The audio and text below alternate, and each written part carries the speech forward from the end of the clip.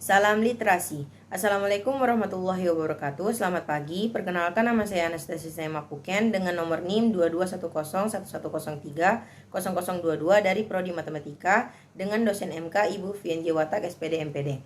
Kali ini saya ingin menjelaskan materi tentang bahasa yang lugas dalam genre makro.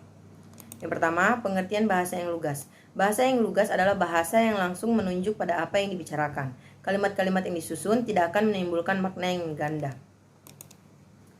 Berikutnya, ada 4 segi kebahasaan yang kaidahnya wajib dikuasai oleh para penulis atau penyusun genre makro.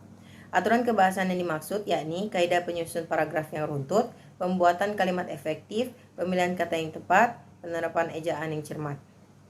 Yang berikutnya, pengertian genre makro. Genre makro adalah genre yang secara global menjadi nama jenis teks yang dimaksud, yang di dalamnya masih terdapat sejumlah subgenre yang disebut genre mikro. Contoh-contoh genre makro yaitu iklan, berita, editorial, artikel jurnal, brosur, dan ulasan buku. Ejaan dalam bahasa Indonesia. Ejaan yang digunakan dalam bahasa Indonesia saat ini adalah ejaan yang disempurnakan atau EYD.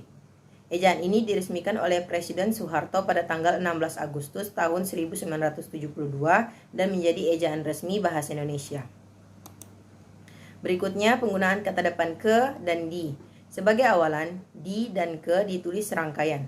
Kata yang diberi awalan di menunjukkan kata kerja, sedangkan yang diberi awalan ke menunjukkan kata benda. Contohnya, di ditambah kata beri menjadi diberi, ditulis serangkaian.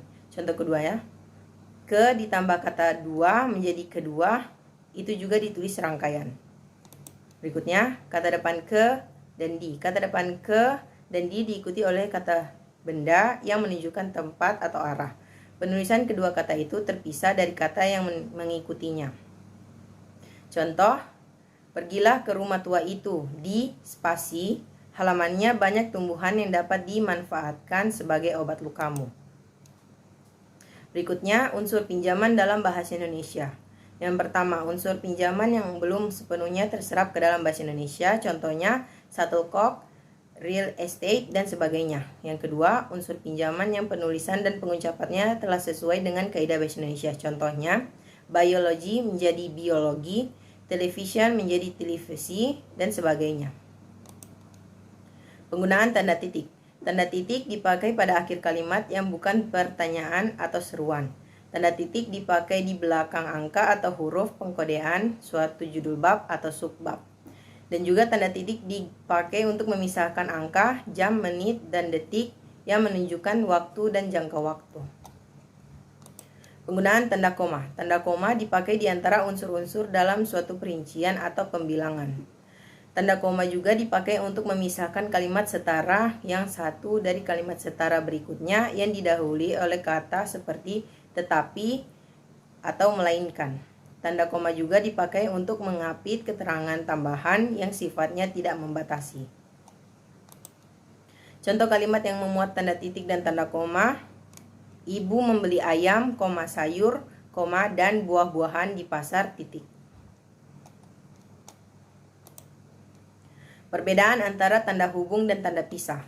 Tanda hubung merupakan lambang atau petunjuk yang menghubungkan unsur kata. Contohnya, berhari-hari.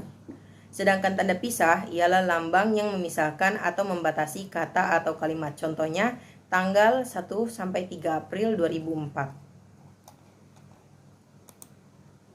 Kalimat efektif. Kalimat efektif adalah kalimat yang benar dan jelas akan dengan mudah dipahami oleh orang lain secara tepat. Syarat agar kalimat dapat mencapai keefektifannya yaitu yang pertama, kesatuan, yang kedua, kepaduan atau koherensi, yang ketiga, kepararelan, yang keempat, ketepatan, yang kelima, kehematan, dan yang terakhir, kelogisan. Dan terakhir, syarat-syarat pembentukan paragraf. Ada 2. Yang pertama, kesatuan paragraf. Sebuah paragraf dikatakan mempunyai kesatuan jika seluruh kalimat dalam paragraf hanya membicarakan satu ide pokok, satu topik, atau satu masalah. Yang kedua, kepaduan paragraf. Kepaduan paragraf akan terwujud jika aliran kalimat berjalan mulus dan lancar secara logis. Sekian penjelasan materi dari saya. Terima kasih. Salam literasi.